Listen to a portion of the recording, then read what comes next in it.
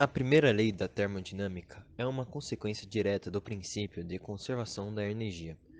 De acordo com esse princípio, a energia total de um sistema sempre se mantém constante, já que ela não é permitida, mas sim transformada. No âmbito da termodinâmica, utiliza-se noções mais específicas e menos genéricas que aquelas usadas no princípio da conservação da energia.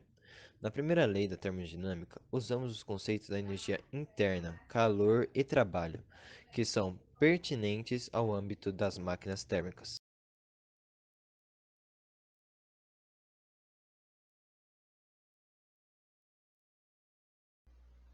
Opa! Bom, a história da primeira lei da termodinâmica começa com Benjamin Thompson, que realizou uma série de experimentos que relacionavam trabalho mecânico e calor. Mais tarde, James Joule retomou os experimentos de Benjamin Thompson. A primeira lei da termodinâmica foi anunciada por Jules Robert von Mayer em 1841. Mayer foi a primeira pessoa a verificar a transformação do trabalho mecânico em calor e vice-versa. Essas verificações foram feitas ao mesmo tempo que Joule, mas separadamente, ambos no século XIX. As primeiras declarações completas da lei vieram em 1850, de Rudolf Clausius e William Henke.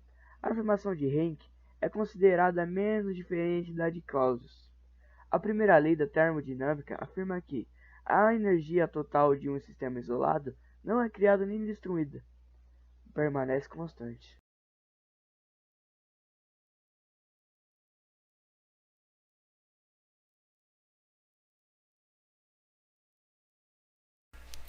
Para entender melhor a primeira lei da termodinâmica, é preciso ter em mente o princípio da conservação de energia, muito importante para diversas áreas da física. Esse princípio, que reage aos estudos físicos, transmite a ideia de que, em um sistema termodinâmico, a energia nunca some. Ela pode ser perdida para o meio que se encontra, absorvida ou transformada por um corpo, mas sempre se mantém na mesma quantidade. A partir disso, a primeira lei da termodinâmica aparece como uma formulação matemática que resume essas informações. Ela trata de grandes conceitos que estão muito presentes nas máquinas térmicas. A energia térmica, descrita pela letra U, o trabalho, descrito pelo W, e o calor, descrito pelo Q.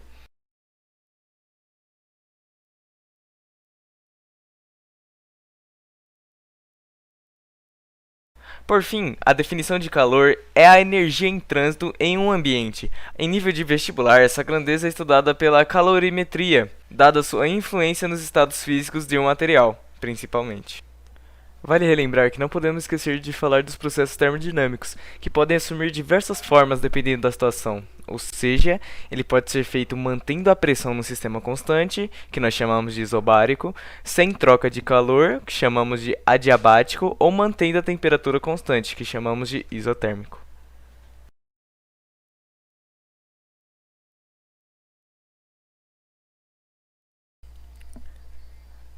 Agora que você já conhece todos os conceitos fundamentais para o entendimento da primeira lei da termodinâmica, veja a fórmula que resume todas essas ideias. Δu igual a Q menos W. Δu é a variação da energia medida em calorias ou joules. Q é a medida do calor nas unidades de calorias ou joules. W é o trabalho, também medido em calorias ou joules. A fórmula transmite uma só ideia. A variação de energia interna de um corpo é dada pela diferença entre a quantidade de calor que ele recebeu menos a quantidade de energia que foi transferida para o meio em forma de trabalho realizado. Para elucidar, imagine uma máquina térmica recebeu um calor de 1200 joules. A partir disso, foi gerado vapor, que se expandiu e movimentou um pistão, com um trabalho de 700 joules.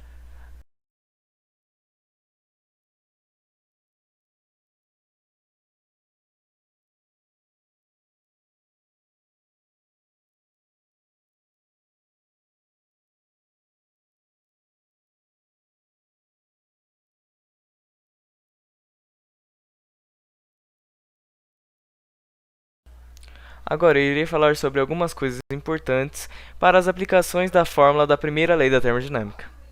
Quando o ΔU for maior que zero, o corpo ficou com uma quantidade a mais de calor depois de todo o processo, ou seja, a temperatura subiu. Quando o ΔU for menor do que zero, significa que o corpo recebeu uma quantidade de calor menor do que o necessário para a realização do trabalho. Assim, ele cedeu mais energia do que recebeu, ou seja, sua temperatura diminuiu. Quando o Q for maior que zero, significa que o corpo está absorvendo, recebendo o calor do meio externo. Entretanto, se o Q for menor que zero, ele está enviando calor para o ambiente em que está inserido. Nos casos em que o sistema se expande, o W maior que zero, ele está realizando um trabalho sobre o meio, mas nas situações em que o sistema sofre contração do meio, o W é menor do que zero.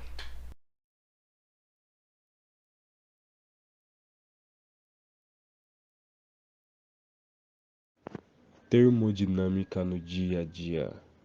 A termodinâmica é uma das bases da engenharia dos materiais, pois os processos de fabricação de novos materiais envolvem muita transferência de calor e trabalho para as matérias-primas.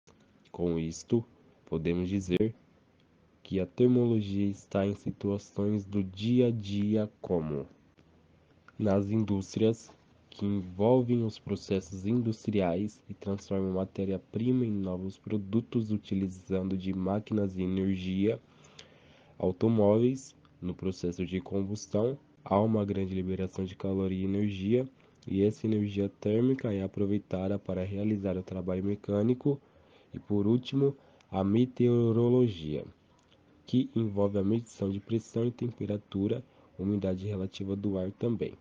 Dentro disso, existem inúmeros instrumentos que permitem medir as características variáveis dos gases, como os hidrômetros, que conferem a umidade relativa do ar, e o barômetro, que afere a sua pressão.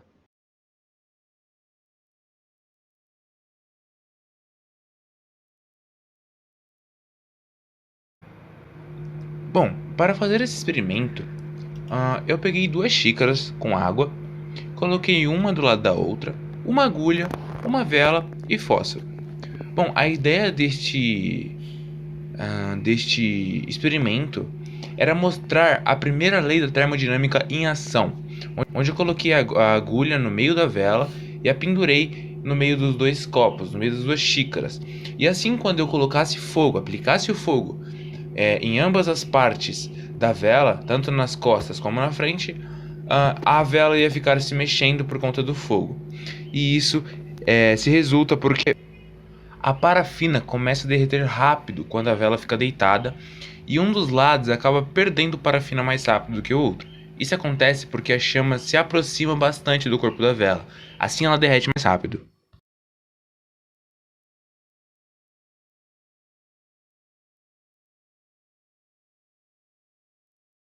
Bom, vamos lá.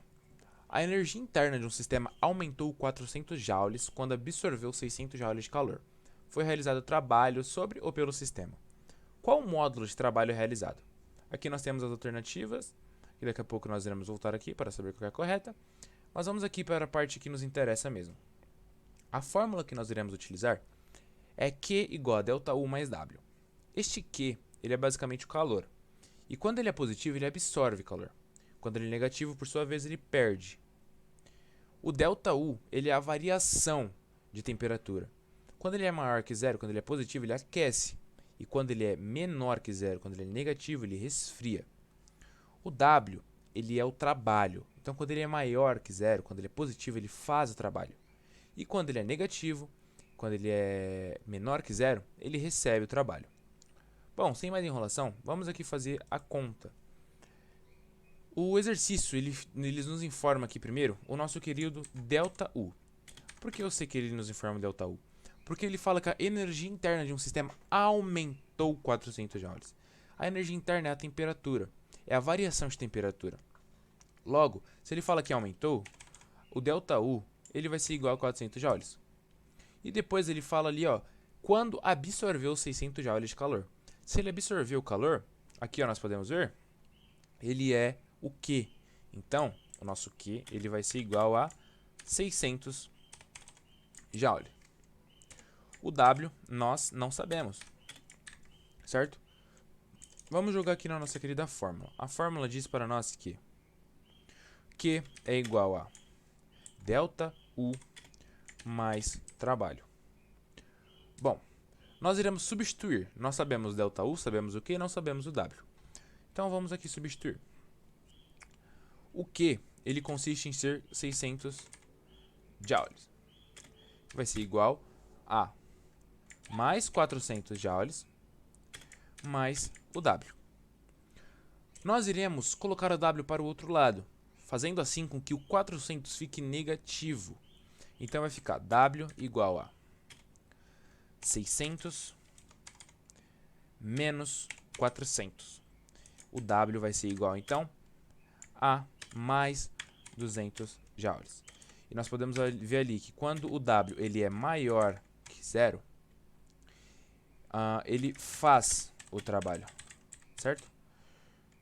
Então, o W, a alternativa A, na verdade, a alternativa correta, perdão, vai ser a alternativa A, que diz para nós que é sobre o sistema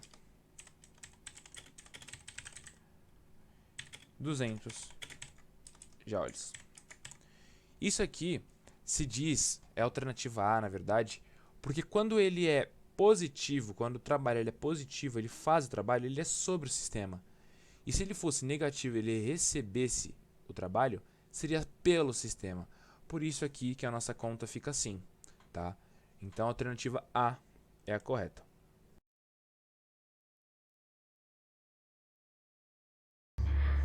Então vamos lá, pessoal, tem uma questão aqui da SpaceX de 2019. Ela fala assim: um gás ideal é comprimido por um agente externo, ao mesmo tempo em que recebe calor de 300 joules de uma fonte térmica.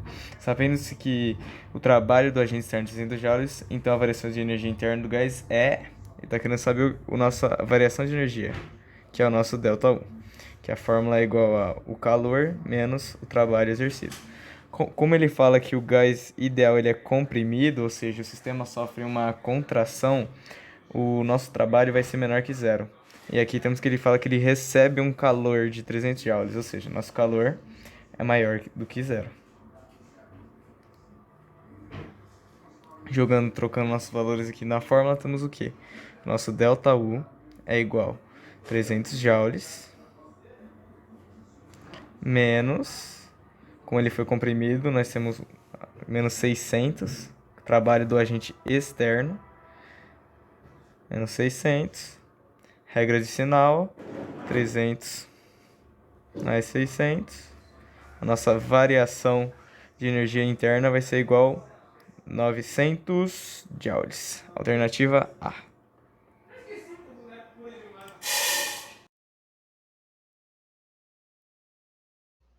Opa, bom, vamos para um exercício respondido aqui, ó. Eu sou o cara e escolhi isso daqui, ó. Vamos ver o enunciado. Em um laboratório de física são realizados experimentos com gás que, para fins de análises termodinâmicas, pode ser considerado um gás ideal. Da análise de um dos experimentos em que o gás foi submetido a um processo termodinâmico, concluiu-se que todo o calor fornecido ao gás foi convertido em trabalho. Assinale a alternativa que representa corretamente o processo termodinâmico realizado no experimento. Temos alternativas de processo isovolumétrico, isotérmico, isobárico, adiabático, composto, isobárico e isovolumétrico. Bom, como lemos no enunciado, todo o calor fornecido ao gás foi convertido em trabalho. Temos que calor igual a watts, certo? Então, a variação de energia interna é representada por essa equação aqui, ó.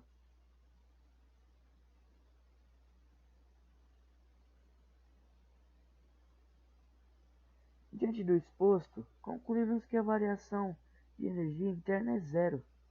Sabendo que a energia interna de um gás ideal é proporcional à sua temperatura, podemos afirmar que a alternativa correta é a letra B. Por quê? Porque a temperatura é mantida constante, e é isso que o processo isotérmico diz. Muito obrigado pela atenção. Olá, eu sou Isna Moura Silva e eu vou apresentar um exercício da primeira lei da termodinâmica. Numa transformação gasosa reversível, a variação de energia interna é de mais de 500 joules. Houve uma compreensão e o trabalho realizado pela força de pressão do gás é em módulo 200 joules. Então, é verdade que o gás, alternativa A, cedeu a 100 joules de calor ao meio, alternativa B, cedeu a 500 joules de calor ao meio, alternativa C, cedeu a 200 joules de calor ao meio, ou alternativa D, cedeu a 300 joules de calor ao meio.